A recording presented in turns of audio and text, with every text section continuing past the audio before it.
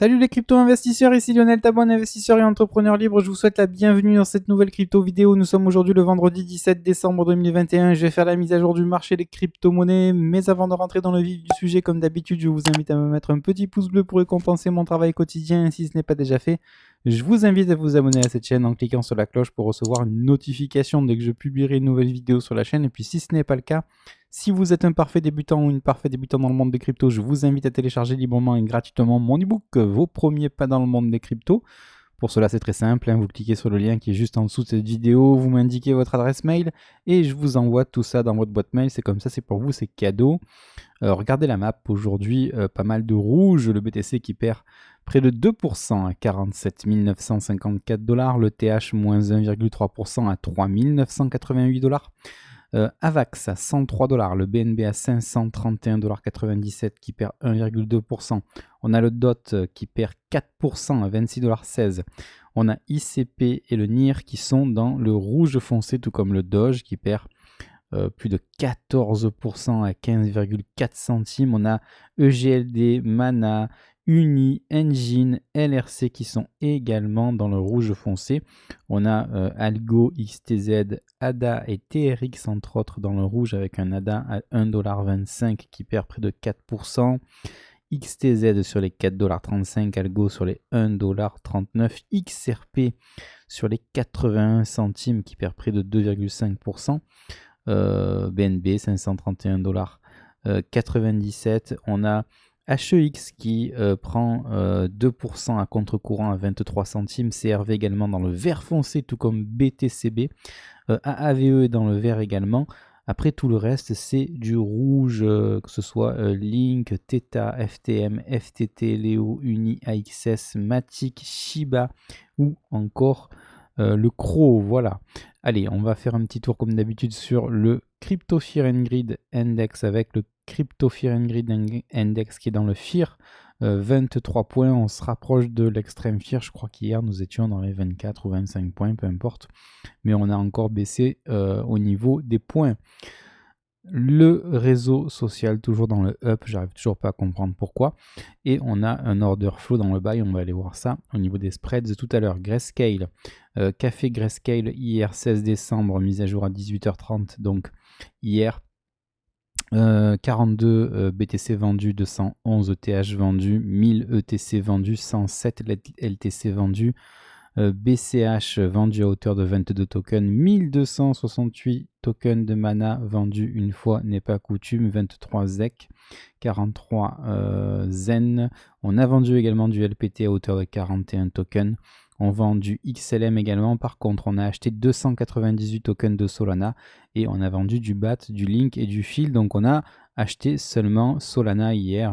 Bon, c'est assez logique de continuer à être contrariant plutôt, oui, dans ce marché baissier puisque, comme Grayscale est en train de créer un ETF libellé basé sur la blockchain de Solana, c'est tout à fait normal qu'elle continue à acheter du Solana à hauteur de 298 tokens. Je vous rappelle qu'en tout, Grayscale dispose de 7199 tokens de chez Solana. Voilà, ça représente quand même une ligne à plus de 9 millions de dollars. Pour le reste, pour les autres colonnes, que ce soit les 7 derniers jours glissants ou le dernier mois glissant, on vend tout à l'exception de Mana, LPT, Solana justement, BAT, Link et Fil. Voilà, on enchaîne avec l'action Riot Blockchain qui traduit justement la présence des institutionnels sur le secteur des crypto-monnaies. On est toujours en dessous ce gros support oblique haussier. On attend donc la dernière journée ce soir de cotation pour clôturer la bougie hebdomadaire. Si on reste en dessous de ce support, on a plus de chances de faire des plus bas sur Riot Blockchain que de faire des plus hauts. Allez, on enchaîne avec l'index du dollar comparé aux autres devises qui est en train de perdre sa bataille sur les 50% de Fibonacci de la dernière baisse qui nous a mené des 103 points jusqu'aux 89,2 points. On avait identifié cette figure en forme de W validée par le fait que la neckline ici en jaune a été cassée par le haut. On a fait un pullback dessus. On a cassé successivement les 38,2 et on est en train de travailler la zone des 50% de Fibonacci. Ça fait déjà plus d'un mois qu'on essaie de travailler cette zone-là. Donc on ne sait pas si cette zone est en train de jouer une zone de résistance ou si on va la casser par le haut. Mais que c'est dur pour le DXY de s'affranchir de cette zone. L'inflation, quant à elle, reste toujours dans une congestion ici qui reste quand même assez mesurée, puisque pour le moment le premier arrêt n'est toujours pas cassé par le bas. On a eu récemment la réunion de la Fed qui commence maintenant à valider une opération de tapering, c'est-à-dire qu'on va petit à petit remonter les taux d'intérêt, ce qui veut dire que le dollar va gagner un petit peu en valeur encore, puis c'est ce qui se passe également. Donc peut-être que l'inflation va être un petit peu plus limitée. Pour autant, est-ce que cette inflation de manière globale va baisser? Est-ce que on va rejoindre par exemple ici la zone de rechargement à l'achat? Ça, l'avenir nous le dira, puisque on aura toujours quand même des banques privées qui emprunteront de l'argent, que ce soit à la Fed ou à la BCE, à des taux négatifs, et revendront donc cet argent à des prêts positifs auprès des citoyens du monde entier. Donc je pense que quand même l'inflation gardera quand même sa tendance haussière. Voilà. La market cap qui est toujours en train de travailler plusieurs choses. La moyenne mobile à 20 séances qui monte, le premier arrêt, l'ancien support oblique baissier. Pour le moment, on n'est vraiment pas très bien orienté par rapport à l'ensemble de ces trois indicateurs, on va dire. On est en dessous des trois indicateurs, donc pour le moment, on est en train de casser. Maintenant, vis-à-vis de la théorie de dos, regardez, on a quand même des sommets ascendants et des creux ascendants également. Même si nous devions accuser une poursuite de la correction, derrière on se garerait dans la zone de rechargement à l'achat comprise entre les 1532 milliards de dollars et les 1848 milliards de dollars. Pour ma part, je pense qu'on va y aller. Ça fait quand même pas mal de temps qu'on tergiverse ici.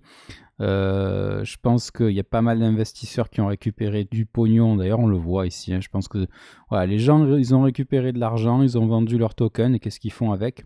Qu'est-ce qu'ils font avec? Ils payent leurs taxes. Voilà. Surtout aux États-Unis, le mois de décembre, c'est le moment où il faut payer les taxes. C'est les fêtes de Noël. Donc forcément, c'est logique ce qu'on voit là. Il faut toujours remettre en perspective les choses. On est au moment de Noël, c'est le moment de faire les cadeaux, on dépense de l'argent, donc forcément à un moment donné il faut bien que l'argent vienne de quelque part. Et comme on a gagné beaucoup d'argent sur le secteur des crypto-monnaies en fin d'année, c'est un petit peu normal à un moment donné qu'on récupère de l'argent pour pouvoir s'en servir, que ce soit dans les fêtes de Noël ou en payant les taxes de fin d'année, notamment aux États-Unis, mais pas que, bien évidemment, en France aussi, vous le savez, le mois d'octobre, le mois de novembre, le mois de décembre, c'est un petit peu des mois où on régularise nos taxes foncières, nos taxes d'habitation, etc., etc. Donc finalement, c'est assez logique qu'on ait un mois de décembre finalement qui soit beaucoup plus axé sur une baisse au niveau de la market cap que sur une hausse. Maintenant, voilà, on a des lignes fortes ici comme le premier arrêt. On a eu un blackout sur la market cap.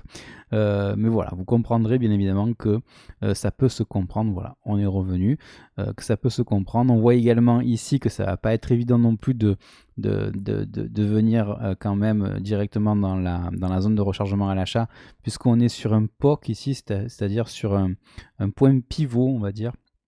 Au niveau de la value, regardez, on a beaucoup d'échanges ici entre les 2000 milliards de dollars et les 2234 milliards de dollars. Donc certes, c'est logique qu'on vende un petit peu nos tokens et qu'on aille un petit peu se payer. Regardons les indicateurs techniques. On a un momentum ici qui est en train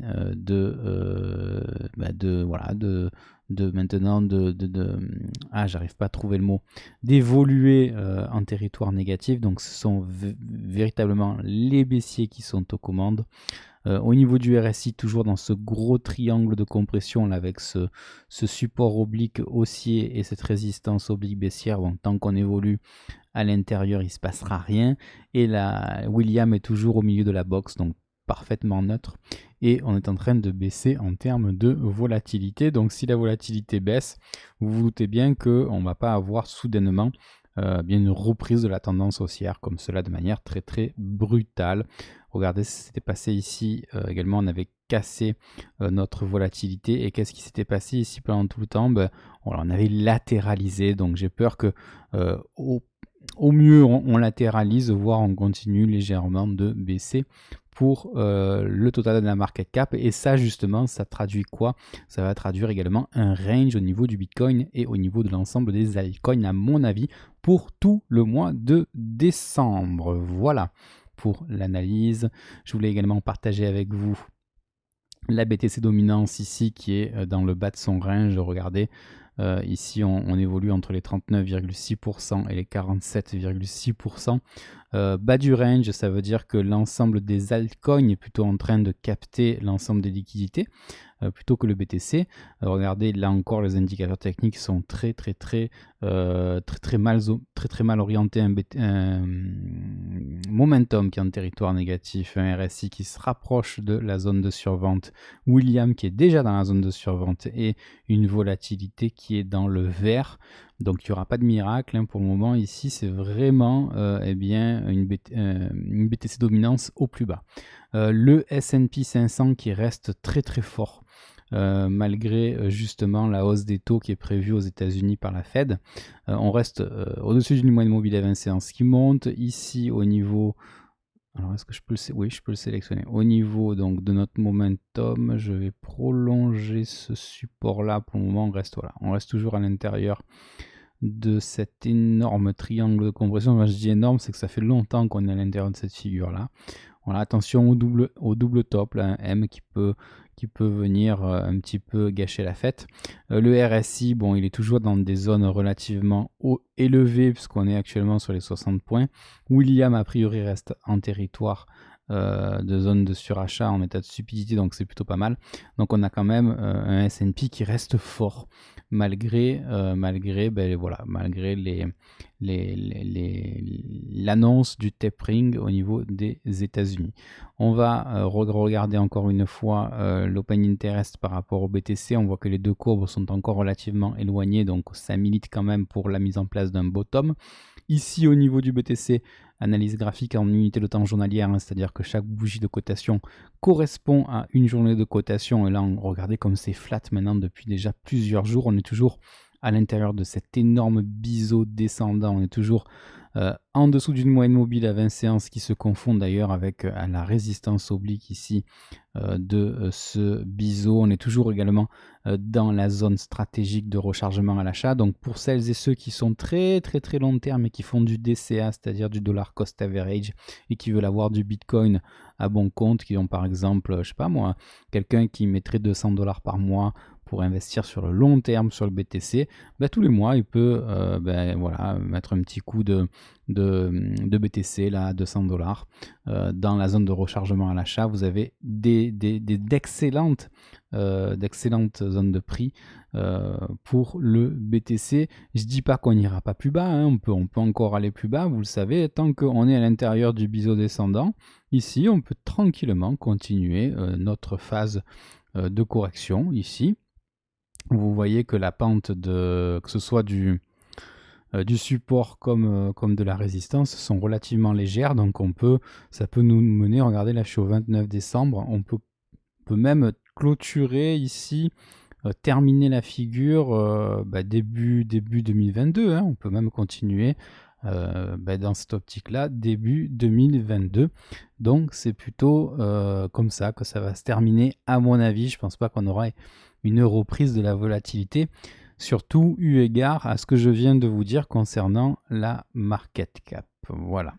L'order flow, on a vu tout à l'heure sur le Scalpex Index qu'on avait un order flow sur l'achat, pas du tout. J'ai toujours pas compris à quoi correspondait l'order flow au niveau du Scalpex Index, puisque là, regardez, sur Binance, on a toujours des spreads qui sont négatifs pour moi dans l'unité de temps journalière. Alors, je sais pas s'ils résonnent en H4, en H2, je sais pas du tout comment résonne. Ah, d'accord. D'accord, oui, effectivement, là, on a une poussée au niveau du H4. Effectivement, on est passé à 100. Ah ouais, c'est quand même assez impressionnant ce qui s'est passé au niveau du H4 sur le BTC. Et là, vous voyez, d'ailleurs, c'est assez intéressant comment ça s'est... Ah ouais, quand même, ouais, effectivement. Les spreads qui se sont affolés ici au niveau entre le 16 décembre midi et le 16 décembre 20h.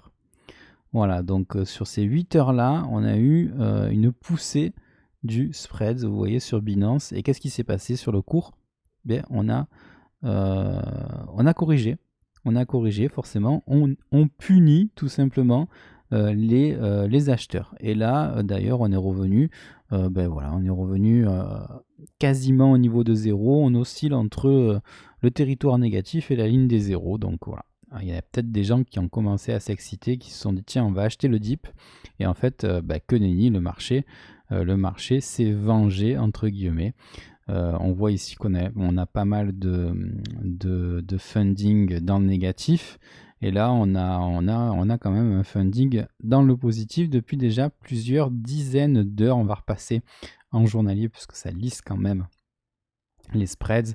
Donc vous voyez que ce qui s'est passé sur le H4, ça n'a pas eu beaucoup de conséquences pardon, sur les spreads en daily, puisque ça fait déjà depuis plusieurs jours, depuis le 4 décembre maintenant, qu'on a des spreads qui sont relativement négatifs. Voilà, je ne vais pas faire d'analyse sur l'hebdo, puisqu'on arrivera bientôt à la fin de la semaine et je vous ferai ça ce week-end.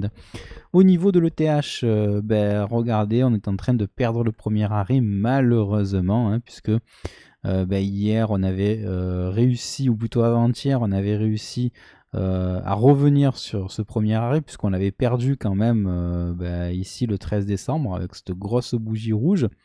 On avait tenté un petit rebond technique et en fait c'était justement qu'un pullback. Et là j'ai l'impression qu'on est véritablement en train de perdre le premier arrêt sur le TH. Je pense qu'on va se diriger petit à petit vers la box verte ici. Zone de rechargement à l'achat, c'est ce qu'il y a de plus logique, entre les 3126$ et les 3498$. Peut-être qu'on aura les fameux 50% de Fibonacci qui vont faire un petit peu de résistance, ou plutôt qui vont jouer le rôle de support. Je vais vous les afficher là. En général, ça peut être quelque chose qui peut se passer. Alors où c'est que... Voilà, je vais vous le cocher ici, les 0,5, voilà. Et voilà, les 0,5, regardez. Voilà. Vous voyez comme quoi on n'est pas les seuls à regarder ça. Voilà, on a ce corps de chandelle là qui a joué, pour qui les 50% ont joué le rôle de support, et cette bougie là. Voilà, un 14 et 13 décembre. Donc vous voyez que les 50% de Fibonacci, ils jouent également un rôle de support relativement intéressant. Peut-être qu'on a un petit range d'ailleurs qui est en train de se mettre en place ici entre les 3760 et les 4000$. Et si on perd le range par le bas, là à ce moment-là, on ira vraisemblablement dans la zone de rechargement à l'achat. Bien évidemment, ce que je vous ai mis là, la neckline en jaune, c'est les 4182, c'est tout simplement le W qui serait validé. Alors pas un W, c'est un double bottom qui me plaît pas trop moi, parce que personnellement, alors si, ça serait peut-être un double bottom là comme ça. Ici ça serait ça. Voilà, peut-être un truc comme ça. Voilà. Donc ça pourrait être la mise en place d'un rebond pour repartir en tendance haussière, mais c'est pas du tout le cas dans l'immédiat. Regardez quand même, pour le moment, on est quand même dans un creux de value. Et si on vient dans la zone de rechargement à l'achat, on arrivera également à faire du business dans ce second creux. Les indicateurs techniques, on a des spreads négatifs, on a une volatilité neutre, on a un William qui est au milieu de sa box, donc pas de biais sur William. Au niveau du RSI, c'est pareil. il y a rien de folichon, hein, honnêtement. Peut-être éventuellement qu'on aurait la formation d'un W ici. Bon, il y a les débutants qui vont peut-être pas forcément le voir, mais ici on a peut-être un gros W là qui est en train de se mettre en place. Voilà, comme ceci. Pourquoi pas? Pourquoi pas? Bien évidemment, il faut casser la ligne de coup sur les 57 points. À voir, à voir. Bon. Par contre, on peut aussi également continuer à refluer. Donc voilà, au niveau du RSI, c'est pas tip top. Et qu'est-ce qu'on avait sur le momentum à se mettre sous la dent? Oui, on avait cette ligne de coup là du M qu'on est en train, j'arrive plus à parler français, qu'on est à nouveau en train de casser par le bas. Voilà, c'est plus français ça, à moins 24,96 et là on est passé en dessous. Donc du coup, voilà, on avait un premier M ici qui avait été cassé par le bas. On avait réussi à recasser par le haut la ligne de coup, mais le mal avait déjà été fait. Et là, on est en train de le recasser à nouveau par le bas. Donc ce sont bien les baissiers qui sont aux commandes au niveau de l'ETH, tout du moins à court terme. Au niveau de l'order flow, je pense que c'est un petit peu la même chose que sur le BTC. On va regarder les spreads. On va faire un petit peu pareil que sur le BTC. On va se mettre en H4 pour voir si on a eu cette petite poussée. Voilà, on l'a eu aussi sur le TH. Ouais, très très étonnant. Il y a des gens qui se sont excités là pendant 8 heures ici, entre midi et 20 heures le 16 décembre, hein, c'est-à-dire hier. Et qui se sont fait punir, hein, puisqu'on a créé un top justement de marché. Ici, on a créé un top sur les 4121 $. Voilà, on s'est un petit peu excité. Peut-être qu'il y avait des gens qui se sont dit ça y est, on a mis en place le bottom et on va recharger comme des furieux sur le BTC et sur le TH. On repasse en journalier si vous le voulez bien. Bon, ça n'a pas eu trop d'impact là non plus, j'imagine. On est toujours en territoire négatif sur le daily. On a des fundings qui sont réduits et un open interest qui est relativement stable. Voilà. Allez, le TH sur le BTC maintenant, en mensuel, c'est vraiment très très fort. On s'est vraiment affranchi ici les 38,2% de Fibonacci de la précédente baisse. Donc on a toujours comme objectif de rejoindre la box rouge ici, entre les 10% de BTC et les 12% de BTC. Donc de ce côté-là, il n'y a rien qui a changé. Au niveau de l'ensemble des altcoins non plus, on n'a pas bouffé des bottoms relativement importants.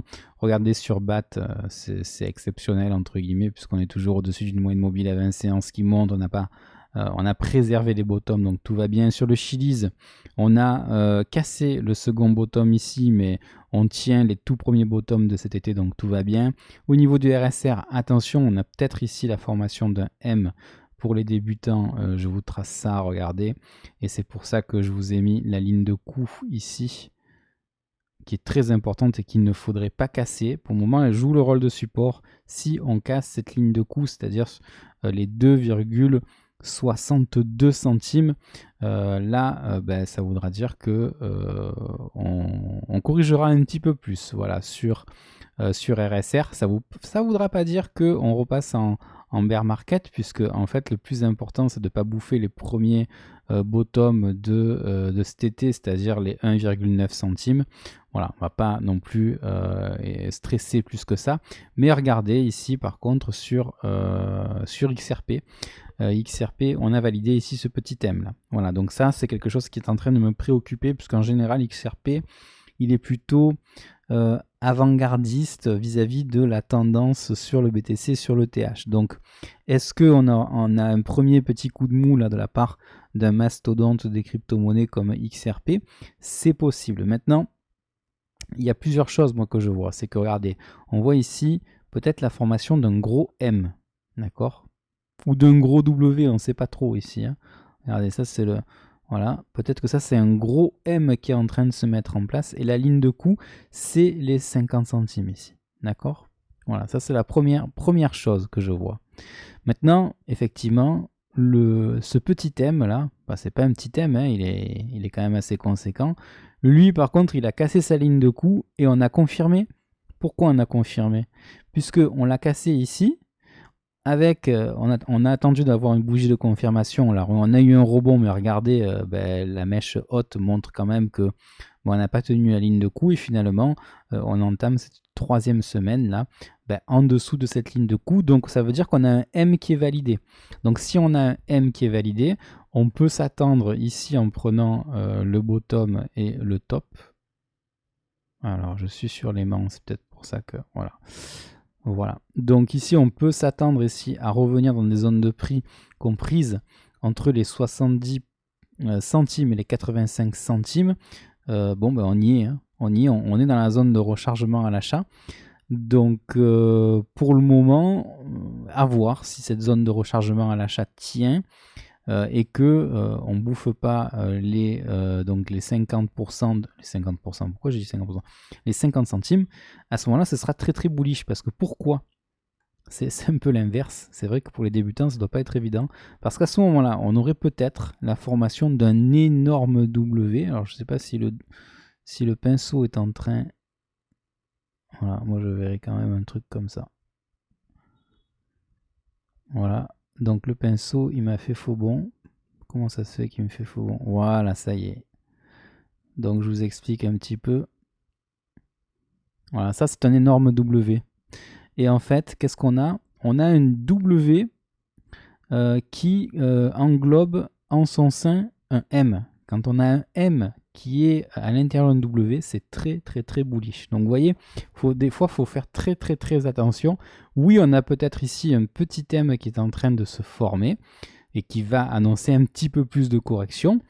Maintenant, vu qu'on a eu une énorme mèche basse ici, qu'est-ce qu'on pourrait avoir? On pourrait peut-être rejoindre le premier bottom, mais tant que ce bottom là il n'est pas cassé, on a toujours l'espoir de faire un gros W derrière. Donc peut-être que XRP est en train de nous préparer un énorme W, ou alors tout simplement la suite du M.